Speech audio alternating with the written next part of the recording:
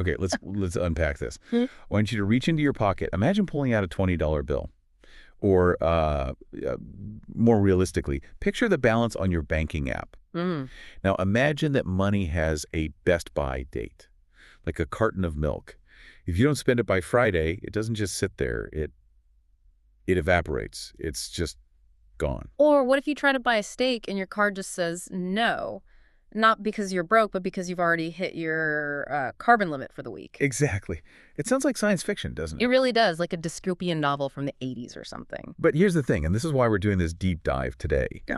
It is February 2026. And according to this massive stack of documents we're looking at, specifically this heavy analysis called Naira.pdf, this isn't fiction. It's the operating system being installed right now. It is. And honestly, today's deep dive is going to be heavy. We aren't just talking about banking apps or inflation rates. I mean, we're looking at a fundamental shift in how human beings exist. A shift in existence. Yeah. We're going to connect the dots between these central bank digital currencies, the CBDCs rolling out in Nigeria and Russia, and a much, much darker reality. One involving what the sources call human farms and a group they refer to as the gardeners. Right. So we're going from interest rates to human livestock pretty quickly today. Very quickly. So buckle up. But before we get to the really scary stuff, we need to understand the mechanism. Because without the how, the why just doesn't make sense. Let's start with the facts on the ground. It's February 2026. What's the actual state of play? Okay, so to understand the future, we have to look at the testing grounds. The sources, they really highlight two main arenas where this experiment is live: Nigeria and Russia. Let's start with Nigeria then. Right, they were the pioneers. They launched the Naira years ago. And the big headline from our source material is, it failed. Initially. Failed how? Like just nobody used it. I remember the launch, there was a lot of hype. The hype never matched the reality. As of right now, early 2026, only about 0.4% of the entire money supply in Nigeria is in Naira. 0.4%. Yeah, it's roughly 18 billion Naira. I mean, in an economy that size, it's a rounding error.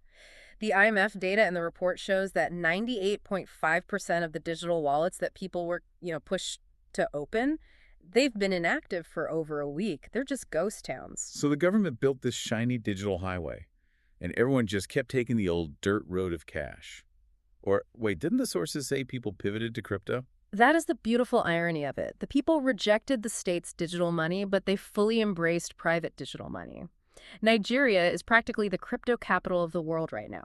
Wow. Over 22 million people are using stablecoins like USDT. And why? Well, they want to escape inflation, sure, but more importantly, they want privacy. They voted with their digital feet. Okay, so round one was a flop, but governments don't usually just say, oops, our bad, and go home, do they? No, they double down. Precisely. And this is where the Naira.pdf analysis gets really specific and honestly pretty scary. The Central Bank of Nigeria, the CBN, they realized force didn't work. Right. Shutting down ATMs caused riots. Exactly. People fought back. So they pivoted. The new strategy for 2026 isn't force, it's integration. They're launching Naira 2.0. Naira 2.0. That sounds like a bad software update you can't decline. What's actually different? Two big things. First, they tackled the technology gap. The first version, you needed a smartphone, right? But a huge part of the population only has basic feature phones. So Naira 2.0 has offline capability. It uses USSD codes. USSD? Wait, that's old school text message tech, isn't it? Like when you dial *# something to check your balance? Exactly. It's 1990s tech. But here's why it's so brilliant and so sinister. It closes the loophole. Before, you could say, I can't join, I don't have a smartphone. Now, they can turn a 20-year-old Nokia brick into a digital wallet. So there's no hardware barrier anymore. No excuse to opt out. None. It pulls the poorest, most disconnected people into the digital grid. But that's not even the real game changer. Okay, what's the second feature? Programmable money. Programmable money. That's the phrase that keeps coming up in these documents. Let's break that down. What does it actually mean for someone trying to buy groceries or pay their rent? It means the money itself has rules baked right into the code. It's not just a store of value anymore, it's a smart contract. The sources give a few really chilling examples. Like what? Okay, take smart subsidies. Let's say you're a farmer. The government gives you a subsidy in Naira. But that specific money, It only works if you buy certified seeds from approved vendors. So you can't take that money and buy food for your family Ugh. or medicine. Nope, the transaction will just fail. The terminal will just say denied, and it gets worse. That money has an expiration date. If you don't use it by the end of planting season, poof, it automatically returns to the government. You can't save it. You cannot save it. You cannot hoard it. It completely destroys the concept of savings. It turns money into, well, a coupon that tracks you. And the other example you mentioned. The tax autopilot. You buy a coffee, and the payment is instantly split. The merchant gets their share, and the VAT is instantly beamed right to the tax authority. No more hiding income. No more cash under the table. It's total granular visibility. Ultimate efficiency, but at the cost of zero financial privacy. Okay, let's zoom out, because the source material draws a really sharp contrast between Nigeria and Russia. Why focus on those two places? This is where the geopolitical layer comes in, and it's fascinating. The source has put forward a very controversial theory. Which is? That London, or rather the global financial elite based there, who the text calls the gardeners, is using places like Russia and Nigeria as crypto colonies. Crypto colonies. That is a heavy term. And calling them gardeners, it implies they're pruning and managing the whole ecosystem. Exactly. The theory is that while the UK itself is moving slowly, the digital pound is still in design phase here in 2026. They're accelerating the rollout in these test nations. It's risk management. That's the idea. If you roll out a new OS on the entire global economy and it bugs out, you crash the world. But if you test it in Lagos or Moscow first, if it crashes there, it's just emerging market volatility. They're outsourcing the catastrophic risk. That makes a disturbing amount of sense. So Russia is the other lab rat. How's their rollout different? Russia is moving with military precision. While the UK debates privacy laws, Russia has basically just bypassed the debate. As of January 1st, 2026, tariffs for digital ruble budget payments are live. By September, all banks must provide digital wallets. There is no debate. But wait, Russia's in the middle of this massive military conflict. The SVO, the war, as the sources call it, usually war destroys infrastructure. You'd think building a high-tech digital grid would be impossible. You would think so, but the analysis here suggests the war is actually the catalyst. It's what justifies what they call the two-circuit economy. Two-circuit economy. Break that down for me. Okay, so think about the biggest danger in a wartime economy. Inflation, right? The government prints tons of money to build tanks and pay soldiers. Right. And if that money leaks out into the regular economy, prices for bread and milk go through the roof. Exactly. The digital ruble solves this. It creates two separate loops. You have defense money, which is programmed to only work for defense contracts, and then you have consumer money. The government can pour trillions into the war machine without that money ever flooding the grocery stores. It's a hermetically sealed money loop. That is, wow. That's incredibly sophisticated. It lets them run a war economy indefinitely without destroying the civilian currency. Correct.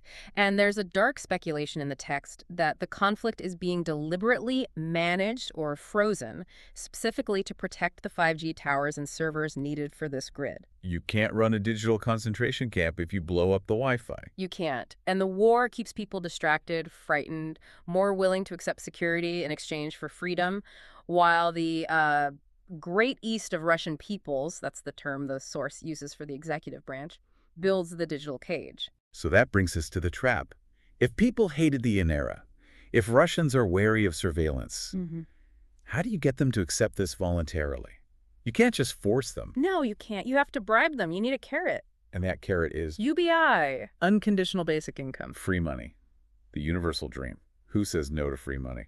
No one. But in this context, it's the Trojan horse.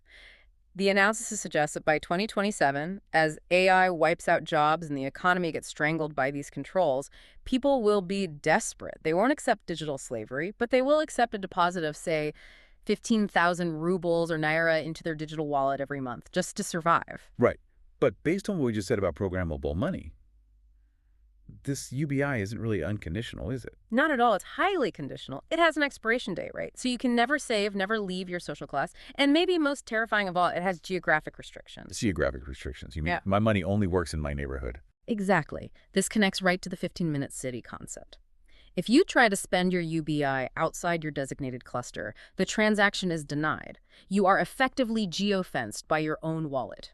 You don't need a wall to keep people in a ghetto if their money stops working the moment they cross the street. This is starting to sound less like banking and more like Livestock management. That's the exact analogy the source uses, human farms.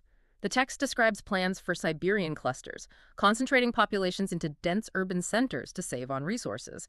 It's just cheaper to heat and feed people if they're all packed together. Okay, I have to pause you there.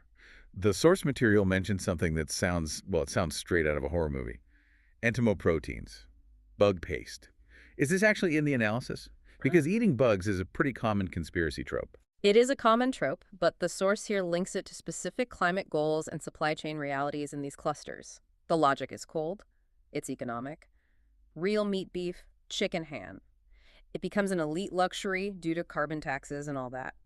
For the masses on UBI, the state provides the most efficient protein source. The report explicitly mentions cricket flour and black soldier fly larvae. So it's a complete class stratification. Elites get steak, the masses get cricket flour, and you can't buy the steak even if you wanted to because your money is programmed against it. Correct. It's not just economic control, it's biological. The source even calls it a subscription to life. Your UBI isn't a right, it's a subscription service. And the payment is your medical compliance. You get your credits only if your biometric status is green, meaning you're up to date on your shots, gene therapies, whatever the mandate is. This is a lot, and it's easy to get lost in the jargon. I want to make this visceral. Based on these documents, let's walk through a day in the life. What does it actually feel like to be a person in one of these clusters in, say, 2027? Okay, let's do it. Imagine it's February 2027. You live in a Siberian cluster. You don't wake up to an alarm. You wake up because your wrist buzzes. A mild electric shock from your bracelet. A bracelet, which I'm assuming you can't take off. Not if you want to eat. It tracks location, health, everything. The moment you wake up, your digital wallet automatically deducts your sleeping place rent. It just happens. It's gone. And breakfast. You walk to a communal terminal, a dispenser, you scan your bracelet. If your social score is high enough, you get your protein concentrate. Maybe it's flavored like beef, maybe vanilla, but it's warm brown sludge. And if your neighbor is sick, can you get an extra portion for them? No. The money is tied to your biometric ID. It's non-transferable. The machine just won't dispense it. After that, you go to work. But there are no real jobs. AI does everything, so humans are given social utility tasks. Fake work. What does fake work look like? Busy work. You might sit in a VR rig, training AI models, identifying stop signs and photos for 4 hours. Or you might ride a stationary bike to generate a little power for the grid. The point isn't the output, it's just to keep you occupied. So you don't go crazy or rebel? Exactly. It keeps your cognitive functions active. And in return, you earn social points. Not money you can save, but points you can trade immediately for, say, hot water for a shower or an extra hour of internet. And the rest of the day? The rest of the day is the dopamine loop. VR headsets, the metaverse. The food has mild sedatives in it to keep anxiety low. And then at 21:00, lights out. Any UBI credits you haven't spent by that second, they burn. They just disappear. You wake up the next morning with zero, completely dependent all over again. That is incredibly bleak. Life with zero agency. But this is the question that always comes up. Why doesn't everyone just revolt? If it's that bad, why do people go along with it? The source material has a fascinating psychological explanation. It calls it the trench candle phenomenon. Trench candle.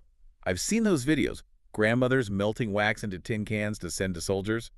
It always looks so heroic. It looks heroic. It feels heroic. But the source argues it's a coping mechanism. When you're powerless, you crave agency. So people channel their energy into service to the system. Making camouflage nets, pouring trench candles, volunteering. They confuse that service with patriotism. They're not thinking about why they're in the cluster. No, they're just happy to be helping. They're building their own enclosure and patting themselves on the back for it because it gives them a sense of purpose. It's mass denial. The source compares it to post-war Germany. The truth is just too painful. So people will defend the system that enslaved them. Right. They see the digital camp not as a cage, but as a digital shield protecting them from chaos. But, and here's where it gets interesting, the source argues this system, as perfect as it sounds for the gardeners, has a fatal flaw. It's not invincible. No, it's not. It has a vulnerability the source calls the poultry farm analogy. The poultry farm. Yeah. Think about a modern, high-tech poultry farm. It's fully automated.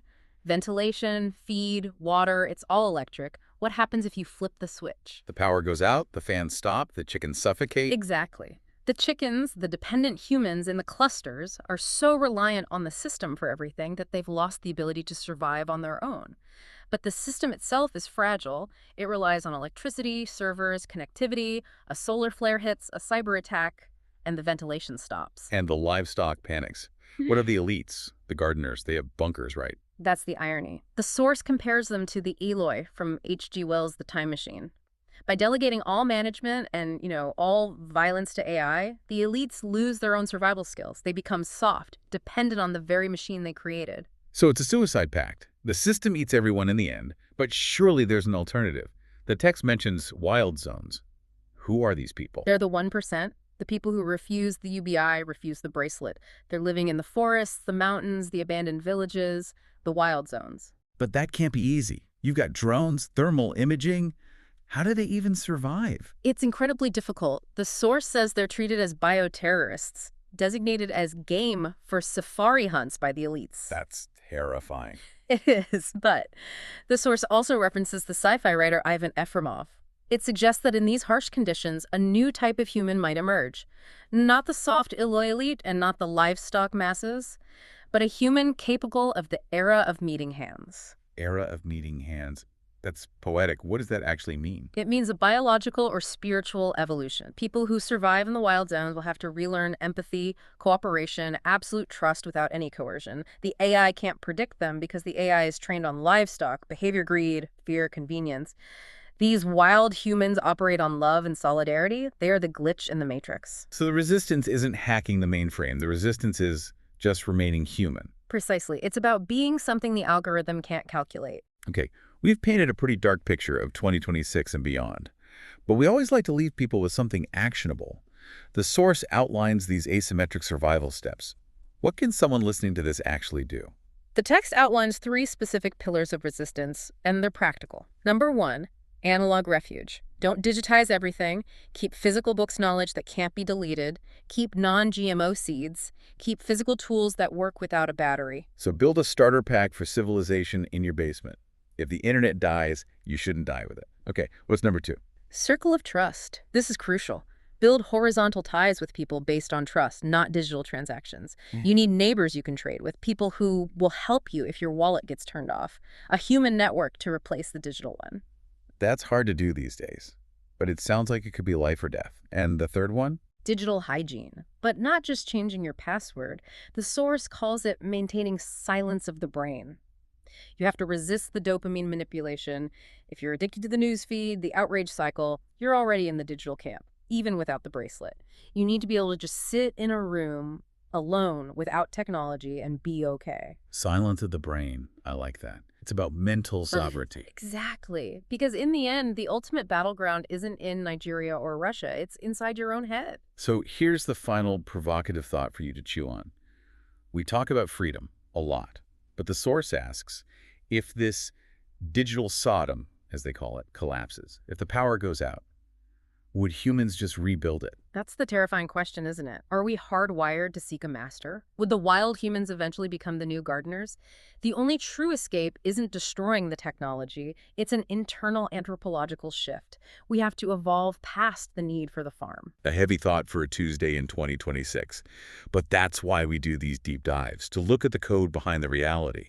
We want to thank you for listening, for thinking, and hopefully for keeping a little bit of that wild zone alive in your own life. Stay human out there. See you next time.